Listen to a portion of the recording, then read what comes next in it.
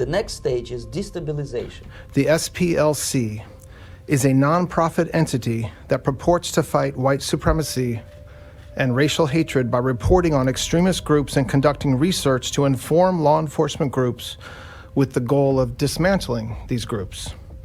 As the indictment describes, the SPLC was not dismantling these groups. It was instead manufacturing the extremism it purports to oppose by paying sources to stoke racial hatred. The indictment describes this conduct in detail, but one troubling example is that the SPLC was paying a member of the leadership group that planned the Unite the Right protest in Charlottesville, Virginia in 2017 that resulted in the death of one person and injured dozens more. This particular person being paid by the SPLC allegedly received approximately $270,000 over the course of 8 years. In total, according to the indictment, between 2014 and 2023, SPLC paid at least $3 million to 8 individuals at least. These individuals were affiliated with the Ku Klux Klan, United Klans of America, National Socialist Movement, Aryan Nations affiliated Sadistic Souls Motorcycle Club, the Nationalist Socialist Party of America, Nazis, and the American Front. Now, as the indictment lays out, after SPLC paid members of these extremist groups, it created work product that reported on these activities that the members participated in or contributed to. And to that end, it was doing the exact opposite of what it's told its donors it was doing. Not dismantling extremism, but funding it. To carry out this scheme, SPLC created bank accounts in the name of at least 5 completely fictitious organizations that had no bona fide employees or legitimate business purpose. The money was passed from SPLC to one sham account to a second sham account and then loaded onto prepaid cards to give to the members of the extremist groups. This was designed to shield the source of those funds, and because of this, SPLC is also charged with one count, as I said earlier, of conspiracy to commit money laundering.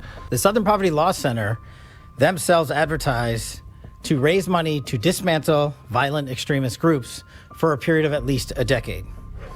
They use their donor network to raise money to purportedly dismantle violent extremist groups. However, the SPLC, the Southern Poverty Law Center, used the money they raised from their donor network to actually pay the leadership of these very groups. I just want to say that again. They used the fraudulently raised money by lying to their donor network, thousands of Americans, to go ahead and actually pay the leadership of these supposed violent extremist groups. The sleepers go up. They slept for 15 to 20 years. Now they become leaders of groups, preachers, I don't know, public figures. Prominently, they actively include themselves in a political process. All of a sudden, we see a homosexual. 15 years ago, he did his dirty job and nobody cared. Now he makes it a political issue. He demands recognition, respect, human rights, and he rallies a large group of people.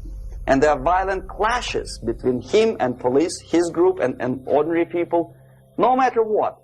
It's black against white, yellows against green, doesn't matter where the division line goes. As long as this group come into antagonistic clash, sometimes militantly, sometimes with firearms, that is destabilization process. The sleepers, many of whom are simply KGB agents, become leaders of the process of destabilization.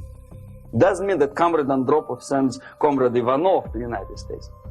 The person who takes care is already here. He is a respected citizen of the United States. Sometimes he gets money from various foundations for his legitimate struggle for, I don't know, human rights, women's rights, kid lib, prison lib, whatever. There are sympathetic Americans who donate their money to him. This stabilization process usually leads directly to the process of crisis